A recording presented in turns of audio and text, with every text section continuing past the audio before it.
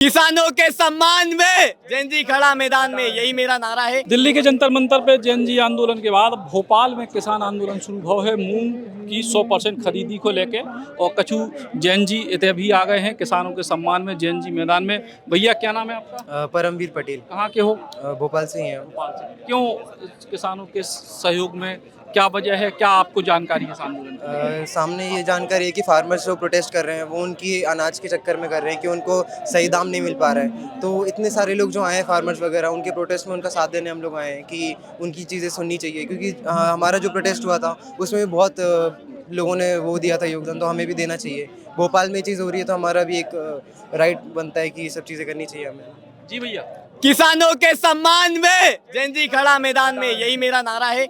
और ये इसलिए है क्योंकि हमारे जो बैकग्राउंड, फैमिली बैकग्राउंड में दादू वगैरह वो सब किसान, खेती, ये सारी चीज़ें करते हैं। और सिंपल सी सरकार से इतनी सी मांग है, जो इनका रेट है, जो इनका भाव है, वो उनका मिलना चाहिए। क्योंकि सही बात है, वो इतनी मेहनत करी और फिर वो पड़ी पड़ी रह जाएगी, खराब हो जाएगी, क्या मतलब है? तो सरकार को सुननी चाहिए ये चीज़ें, और जब तक सरकार इनकी नहीं सुनती है तब तक हम लोग यहाँ पे खड़े हैं। आज दूसरा दिन है। किसान को सरकार से कोई दुश्मनी नहीं है। किसान अपने हक की लड़ाई लड़ रहा है यहाँ पे।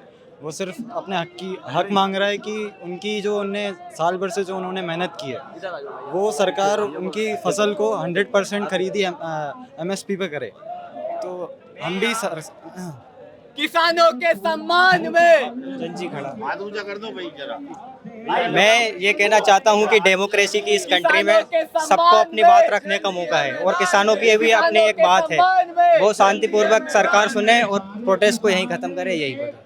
तो तमाम जो किसानों की मांग है वो अपने पोस्टर तैयार करके जेएनजी पीढ़ी भी किसानों के संगे फिलहाल दिखाई दे रही है। अब सरकार लगातार प्रयास कर रही है कि किसानों से बातचीत हो, लेकिन अब जब बातचीत की स्तर पर पहुंचे कब तक जो आंदोलन समाप्त हो, जो देखना पड़ेगा।